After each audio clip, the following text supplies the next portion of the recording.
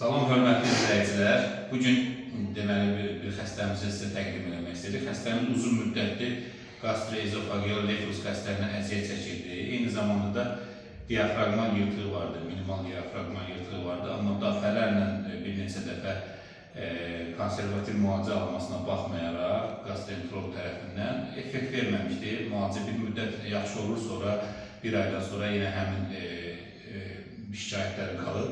Ona görə biz müayinələrdən sonra ona əməliyyat təklif etdik və əməliyyat etdik. İrfan, necəsən? Əməliyyatdan sonra artıq neçə gün keçib? 10 gün keçib. Necə hissedirsiniz özünüzü? Yaxşı, şükür Allah, yaxşı, maşallah olsun, xidmət var olsun, yaxşıdır, şükür Allah. Da o qıcqırma, şikayətlər yoxdur. Ömür boyu dərman qəbul edin. Da onları qəbul edirsən? Yəni, pasiyant qəbul edirdim, verdim, şükür Allah, yoxdur. Dərmanlar qarda. Deməli, belə bir vəziyyət adətən qastroezofageal reflux xəstəliyində reflux keçmirsə, biz ona əməliyyat edirik.